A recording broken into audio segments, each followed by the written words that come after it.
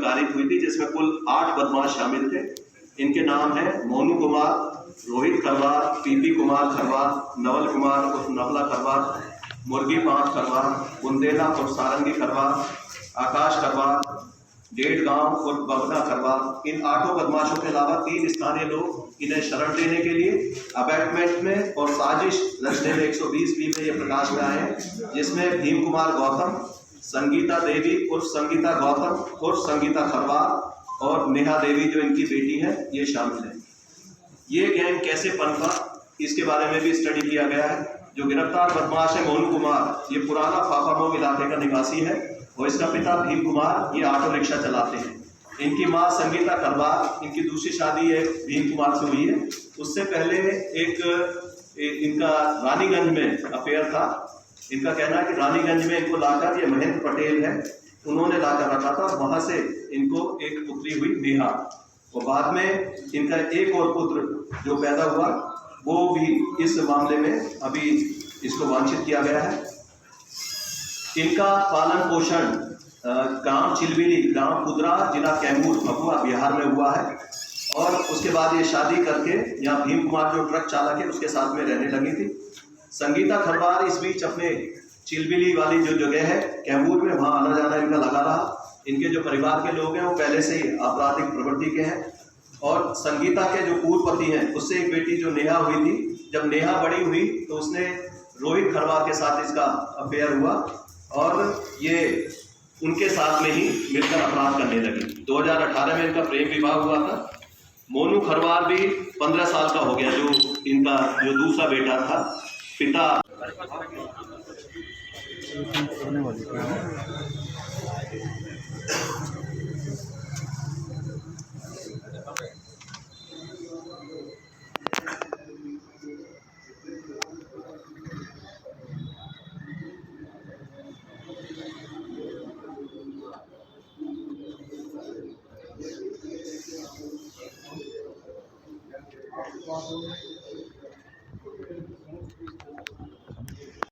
2 minute खड़ा करा दीजिए भैया, थोड़ा पीछे हो जाए ना, जैसे 2 मिनट खड़ा करा देंगे अपने। महिला को बुला लीजिए। हाँ भैया, थोड़ा सा भैया थोड़ा सा साइड हो जाएंगे। हाँ, महिला कहाँ है? महिला को आगे कराइए, उनको आगे कराइए। थोड़ा सा रास्ता अब आप लोग देंगे। बस 2 मिनट में दे रहे हैं। मनोज आगे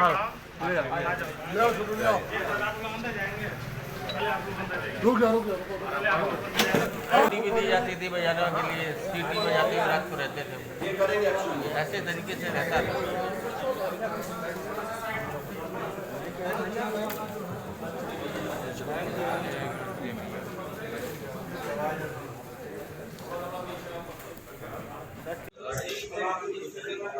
एविडेंस हम लोग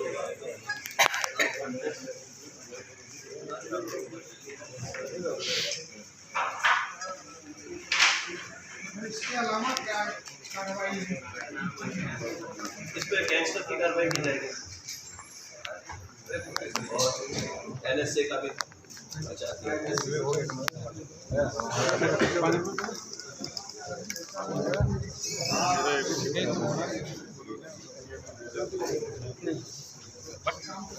फालतू माना उड़ा है, गाली बजाते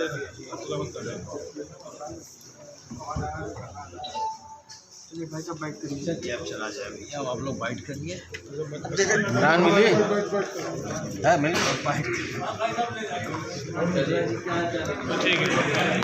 प्रातःकाल एक सूचना पुलिस को मिली थी कि एक गैंग जो चोरी, डकैती व हत्याएं करता है वो गंगापार क्षेत्र में देखा गया है। इस सूचना पर SP गंगापार, SSP और वहाँ की सभी टीमों ने अपनी अपनी टोलियों को रवाना किया, जिसमें 7 टीमें लगाई गई थी, जो पहले से ही गोहरी कांड और साथ ही जो थरवई में हत्याकांड हुआ था खेवराजपुर में, उसकी तलाश में थे।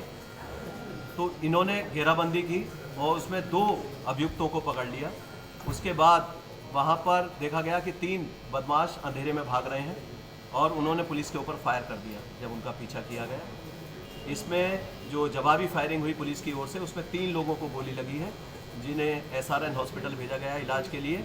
और उसके बाद उनकी सूचना पर 2 और अभियुक्तों की गिरफ्तारी हुई। तो कुल मिलाकर आज 7 अभियुक्त गिरफ्तार किए गए हैं, जिनके द्वारा जो बोहरी कांड हुआ था जिसमें कई व्यक्तियों की हत्याएं की गई थी, साथ ही खिवराजपुर में जो अभी थरवई में घटना हुई थी उनका खुलासा हुआ है। इस गैंग से पूछताछ की जा रही है। ये सभी जो गैंग के मेंबर हैं ये फापामऊ में अपना एक डेरा डालकर रहते थे और मूलतः ये लोग बिहार के रहने वाले हैं जो डेरी ऑन सोन से चलते थे और आसपास इन्होंने अपने वहाँ ठिकाने बनाए हुए हैं। यहाँ उनकी रिश्तेदारियाँ भी हो गई थी, अब उनका आना जाना हो गया था और यहाँ ये लगातार घटना कर रहे थे। अभी इनसे पूछताछ जारी है, जल्दी ही अन्य घटनाओं का भी खुलासा किया जाएगा। महिलाओं से रेप भी करते थे और कैसे? इनका सबसे पहले उद्देश्य होता था लूटना, चोरी करना, लेकिन उसमें अगर कोई बच्चा महिला जाग जाती थी तो सबसे पहले उसको मार देते थे। घटना कारित करने से पहले ये दिन में कई बार उसकी रैकी करते थे और घटना स्थल को देखते थे कि घटना स्थल कैसा है।